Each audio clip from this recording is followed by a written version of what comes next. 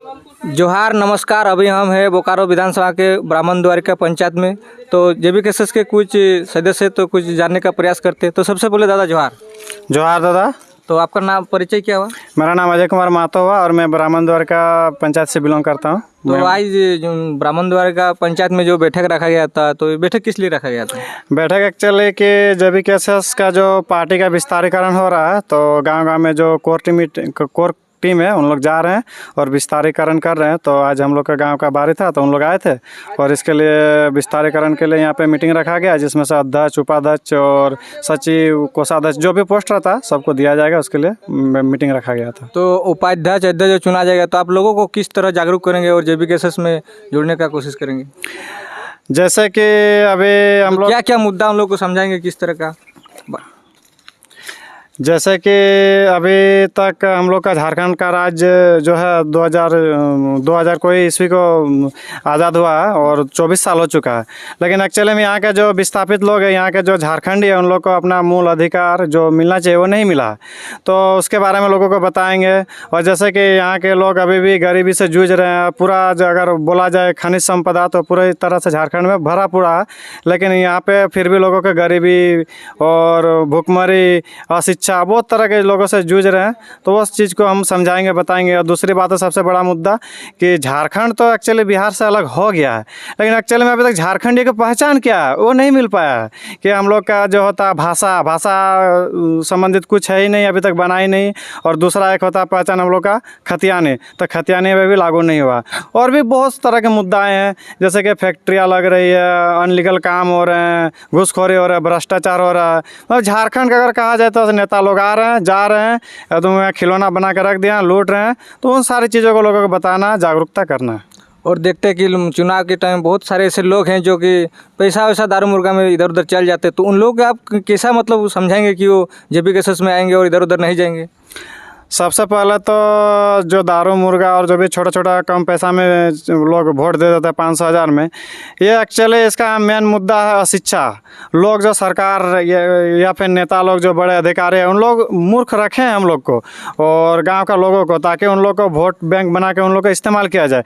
अगर उन लोग का शिक्षा, बढ़िया से ज्ञान, संविधान और भी जो मूल अधिकार है, हक है, अगर उन लोग के बारे में बता दिया जाए तो उन लोग एक्चुअली में पैसा के लोभ में वोट नहीं देंगे। आज हिटलर ने कहा था कि लोगों को इस प्रकार से मजबूर कर दिया जाए कि वो जिंदा रहना ही खुद को भाग्यशाली समझे। उसी प्रकार से हम लोग का जो झारखंड वासी को इतना ना गरीबी बढ़ा दिया गया है कि एक पेट, अगर दूर की बात, अगर 5 केजी चावल मिल जाता तो लोग उसी में खुश हो जाते हैं। और जो भी फ्री का राशन हल्का फुल्का मिलता है, जो भी 500, 700, 1000 रुपया में वोट दे करके खरीद लिया जाता है, इसका मेन कारण है रोजगार नहीं देना और मूर्खता रखना और अशिक्षा का कारण है।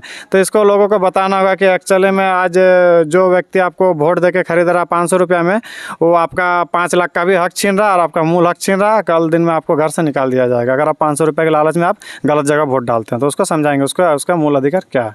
और एक मेरा सवाल है कि जैसे कि एक वोटर के रूप में आपसे पूछ रहा हूँ कि जैसे कि वर्तमान में बोकारो के विधायक है बिरिंची नारायण जी, तो क्या वो ये पंचायत में कुछ काम किए हैं कि नहीं किए हैं?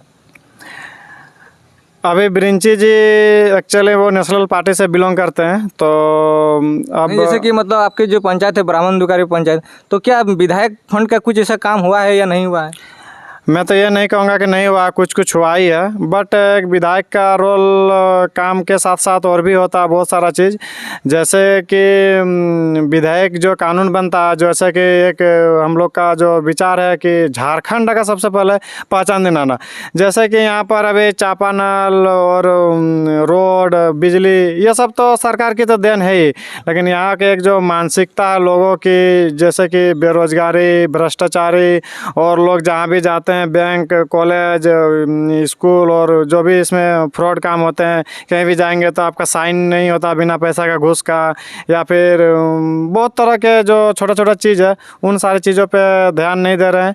और पार्टी लेवल पे तो ये नहीं कहूँगा कि काम नहीं हुआ, बट जैसे कि बड़े लेवल की बात करूँगा, जैसे फैक्ट्रियाँ जहाँ पे हम लोग को नौकरी मिलना चाहिए 70%, 80%, वहाँ पे नहीं मिल रहा। वो विधायक का दोष है, क्योंकि विधायक कानून उन लोग बनाता है, नंबर 1। नंबर 2, जैसे कि कानून अभी शिक्षा का अभी बढ़िया से उजागर नहीं हुआ, बढ़िया से एजुकेशन नहीं मिल पा रहा है।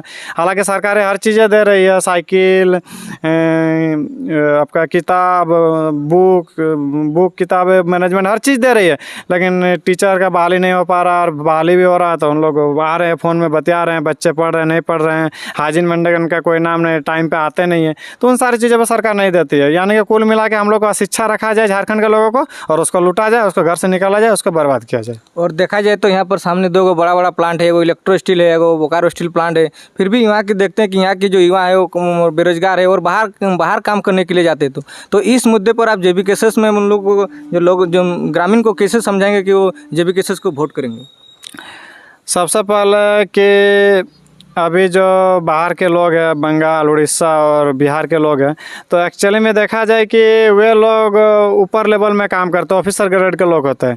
तो जो इतना भी ऑफिसर ग्रेड के हस्ताक्षर से या फिर उन्हीं लोग के मुताबिक जो है लेबर क्लास या फिर छोटा पोस्ट जो दाखिला होता है, तो उन लोग अपने जात भयात जो भी होता है, मतलब रिश्तेदार दोस्तेदारी को पैसा दे के घूस ले करके सबको मतलब घुसाते हैं। इस वजह से हम लोग जॉब से वंचित रह जाते हैं, क्योंकि हम लोग को ऊपर पोस्ट में कोई है ही नहीं और हम लोग उस तरह का दावेदारी नहीं कर पाते हैं। इस वजह से जितने भी फैसिलिटी हो, बड़ा पोस्ट हो, बड़ा पोस्ट में जब बाहर के लोग रहते हैं तो बाहरी लोगों का आना वो निश्चित है कि उन लोग ही घुसेगा। इस वजह से हम लोग उस चीज़ से वंचित रह जाते हैं।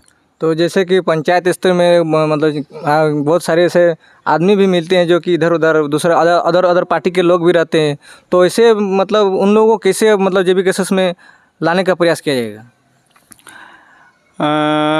अभी तो मूल रूप से कहा जाए तो पार्टी कोई भी गलत नहीं होते, सबका अपने अपने विचारधारा होता है।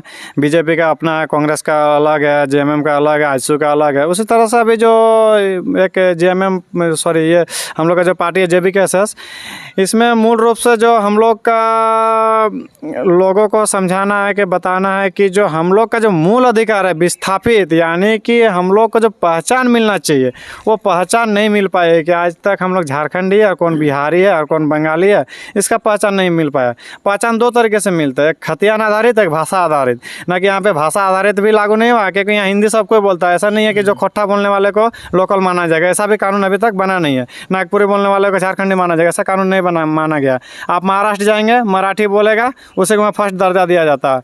आप तेलुगु वाले को देखेंगे, तमिलनाडु में जो बोलता है उसी को वहाँ का दर्जा दिया जाता है। पर हम लोग के यहाँ ऐसा कुछ भाषा नहीं है। आप बिहार में देखेंगे भोजपुरी, आप दिल्ली में देखेंगे पंजाबी भाषा बोला जाता है। हर जगह की क्षेत्रीय भाषा होता है, उस क्षेत्रीय भाषा के आधारित उसको जॉब दिया जाता है, उसको वहाँ के पहचानता मिलती है। अब उस तरह का हम लोग यहाँ भाषा का आधारित अभी कोई भी कानून नहीं बना। पहला दूसरा कानून ये भी है कि अगर आप भाषा नहीं जानते तो वहाँ के एक कागज़ होता है, यानी कि वहाँ के आपका उसको खतियान, तो वो खतियान की हम लोग मांग कर रहे हैं, जो हम लोग को 1932 का खतियान होना चाहिए। और 1932 का खतियान क्या होना चाहिए, क्योंकि अंग्रेज़ लोग और जो मुग़ल साम्राज्य के लोग हैं 1932 से ही यहाँ के जो मूलवासी है यानी आदिवासी संप्रदाय को, उन लोग 1932 को ही सेटलमेंट किया था कि 1932 के बाद जिसका जो जगह है उसी का है। यानी कि 1932 से जो लोग हैं वहीं के यहाँ के मूलवासी कहलाएंगे। बाद में जितने भी लोग आए यानी कि आदिवासी को ज़मीन को कब्जा किया और उस पर हड़पा और उसमें अपना कब्जा कर लिए। इस वजह से मूलवासी का जो हक है, सबसे पहले विस्थापन, आदिवासी का जो हक है, वो चीज़ हम लोग उसको बताने की कोशिश करेंगे, उसका हक दिलाने की कोशिश करेंगे। तो बहुत बहुत धन्यवाद। ठीक है, बहुत बहुत धन्यवाद रुपेश जी। ठीक।